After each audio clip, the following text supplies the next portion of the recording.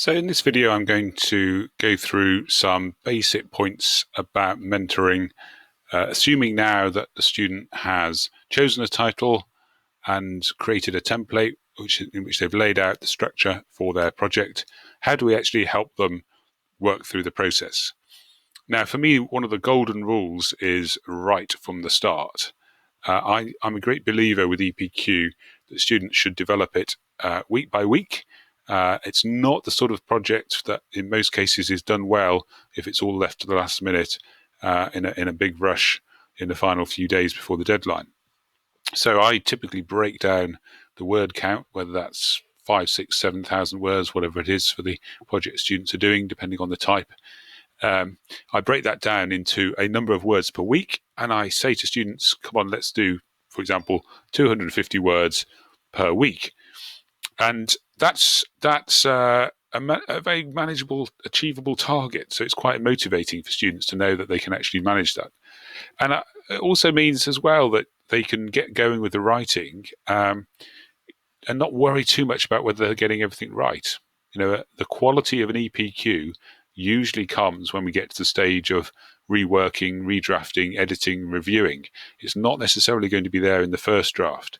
But by getting students going right from the start, we're actually encouraging them to produce something which we can then help them to improve through our mentor conversations.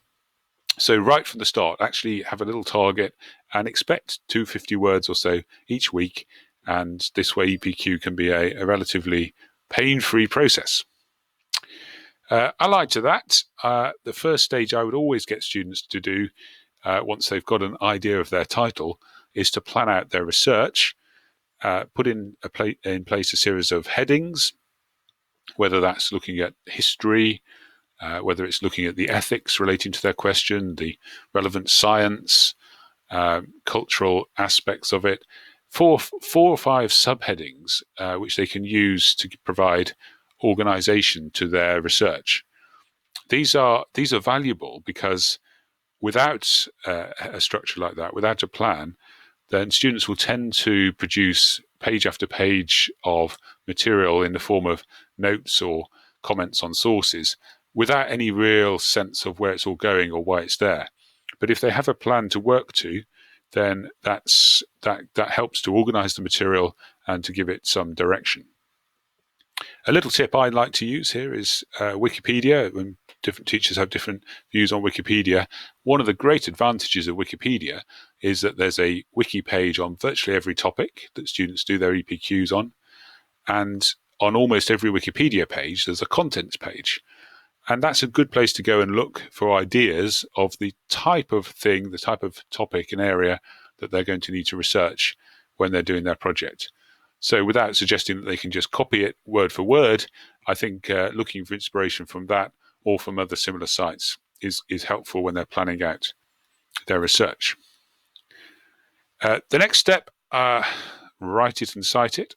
As I've intimated already, I don't think they should write notes, but actually start writing the literature review right from the start and dropping in the citations.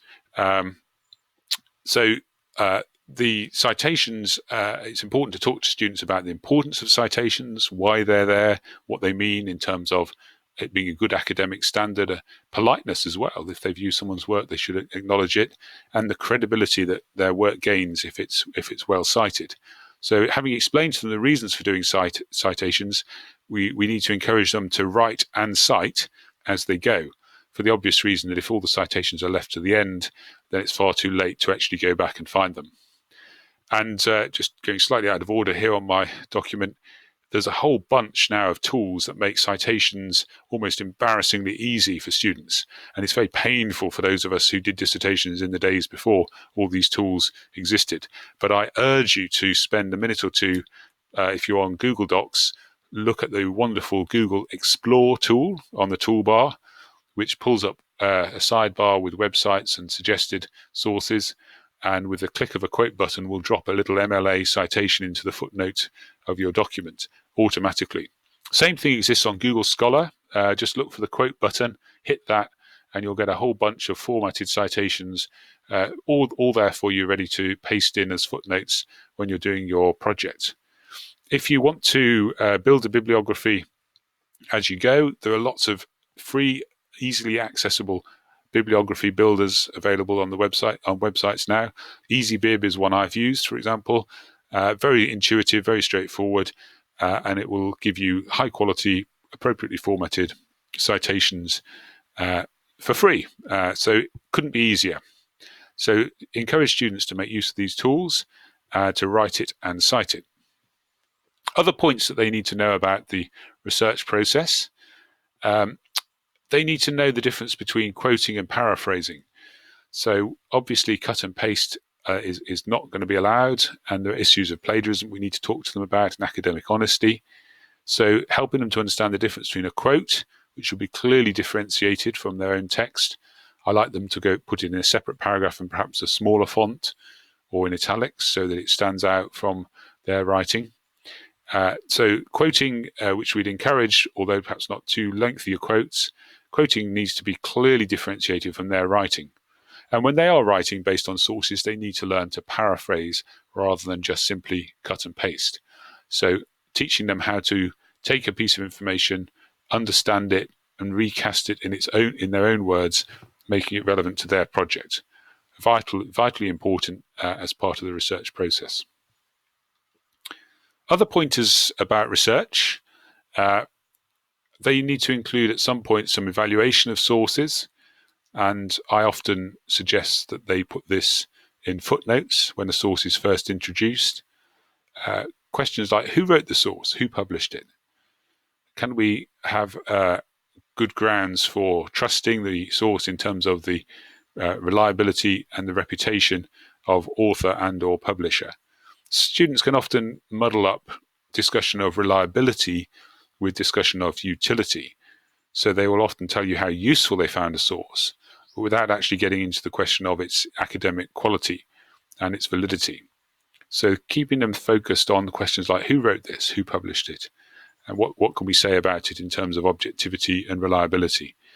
Source evaluation is important. These comments don't need to be lengthy, but they do need to consider the quality of their sources and show that they've reflected on that. And one final point about writing a literature review. A literature review should be more than just a collection of facts from sources. It's very common for students to produce a literature review in a semi-autobiographical form. I read this, and then I read that, and then I looked at something else.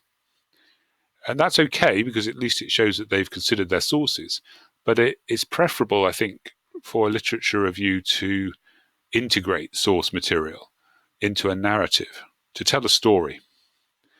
And so it's worth helping students think about techniques, writing techniques that will assist in this process. So this means considering things like the use of topic sentences at the start of a paragraph, signpost sentences where they explain to the reader where they're going to take them before they take them there. Very good technique for really lifting the quality of writing, to add in signposts all the way through.